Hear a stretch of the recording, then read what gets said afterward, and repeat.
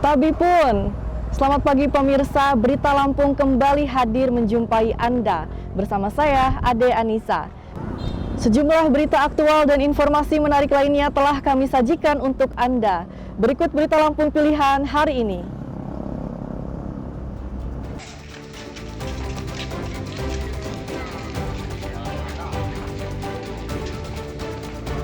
Seorang gembong maling motor di Tulang Bawang ditembak kakinya, petugas menyita 3 motor hasil curian tersangka.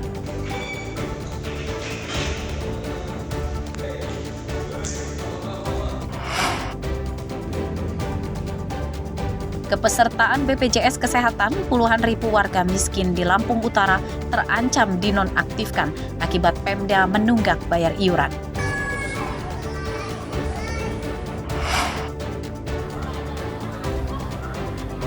Harga daging ayam potong di Lampung Barat kian melambung, warga kurangi pembelian. Berapa harga ayam potong? Ayam potong kalau daging 4.000 kalau ayam merah.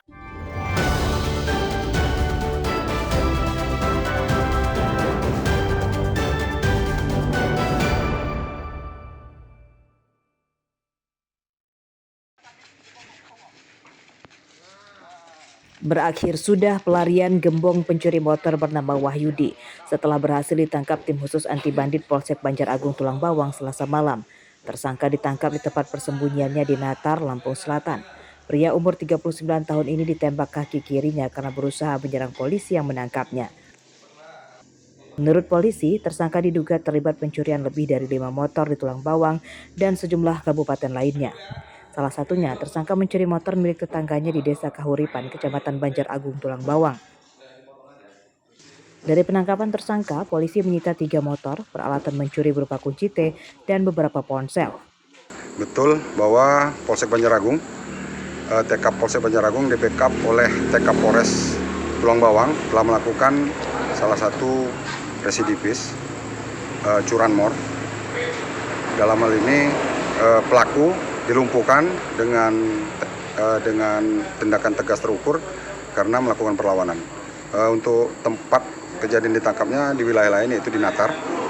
Sekarang pelaku lagi kita obati di rumah sakit. Ada barang buktinya ya? Ada. Dalam hal ini kami mengamankan ada barang bukti berupa 3 unit motor dan ada beberapa HP, ada surat-surat kendaraan juga yang notabene adalah milik korban. Tersangka merupakan residivis kambuhan yang sudah 4 kali keluar masuk penjara dan kali ini untuk 5 kalinya masuk penjara dalam kasus yang sama, yakni maling motor. Penyidikan tersangka masih terus dikembangkan untuk memburu teman mencurinya dan penadahnya. Mustaqim melaporkan dari Tulang Bawang.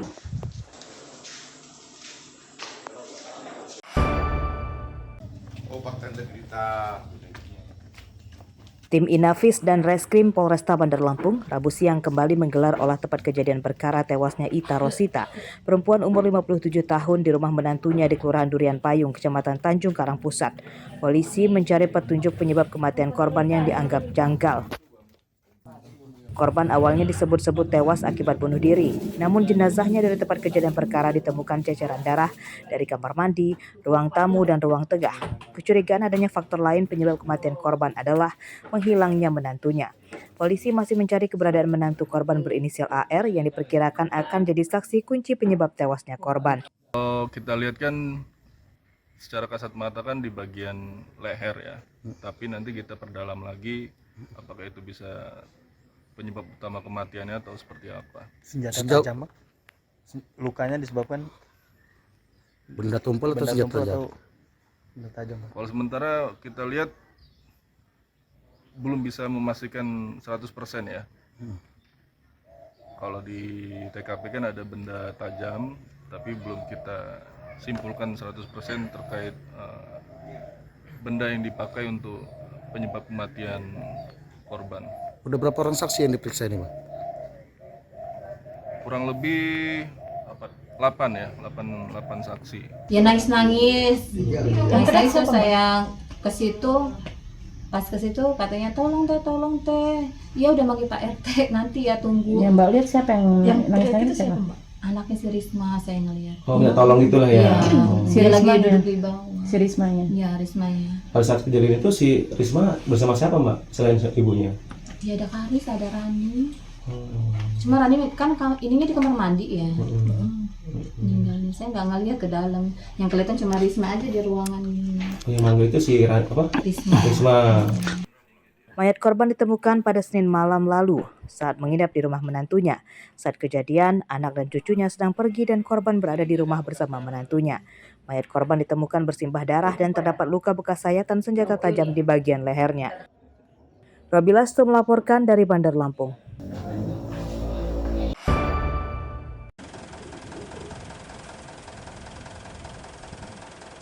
Tim penyidik Kejaksaan Negeri Bandar Lampung Rabu siang menyetorkan uang pengganti kerugian negara sebesar 1,5 miliar rupiah dari perkara korupsi proyek perbaikan Jalan Insinyur Sutami Lampung Selatan hingga Lampung Timur ke kas negara.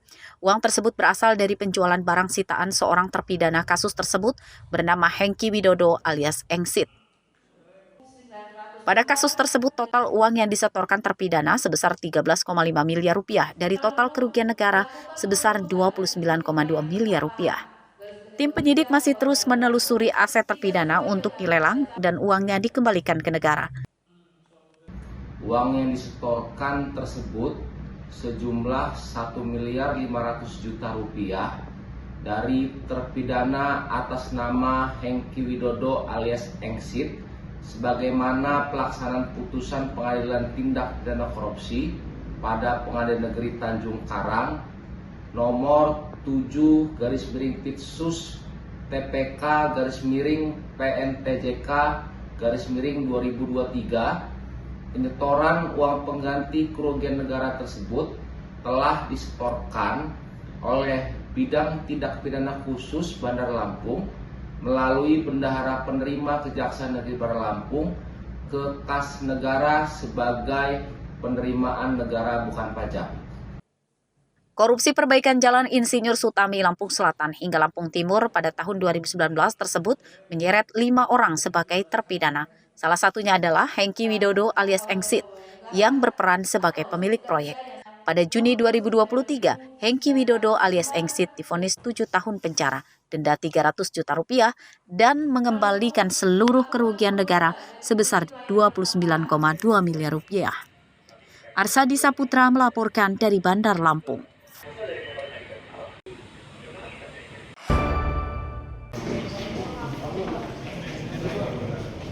Seorang mantan manajer Bank Rakyat Indonesia atau BRI di Teluk Betung, Bandar Lampung bernama Yudi Asnidar, umur 41 tahun, ditangkap polisi karena terlibat penyaluran kredit fiktif kepada seorang nasabahnya yang menyamar sebagai pengusaha jasa angkutan batubara berinisial AW.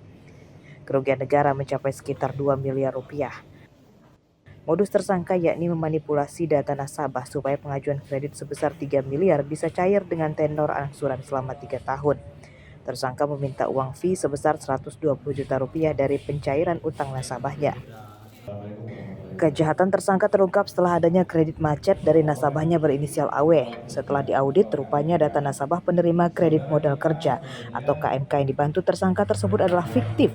Bahwa sekira bulan November 2020, saudara AW memasukkan berkas terkait dengan pengajuan KMK Tambu tadi, antara lain terkait dengan legalitas perusahaan, rekening perusahaan 3 bulan terakhir, laporan keuangan, kontrak kerja dari pihak terkait, dan juga ada agunan tambahan berupa sertifikat tanah.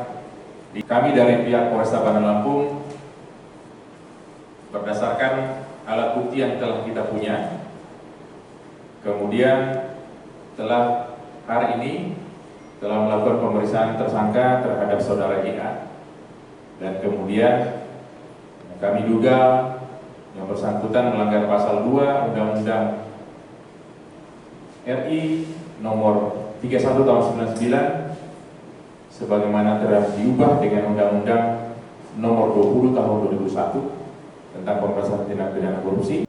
Polisi menyita uang sebesar 120 juta rupiah, berkas anggunan berupa sertifikat tanah dan dokumen perizinan jasa angkutan batubara, serta kontrak kredit sebagai barang bukti. Akibat perbuatannya, tersangka terancam hukuman 20 tahun penjara. Robi Lasto melaporkan dari Bandar Lampung. Ini Bang Yudi bukan? Hah? Kita hanya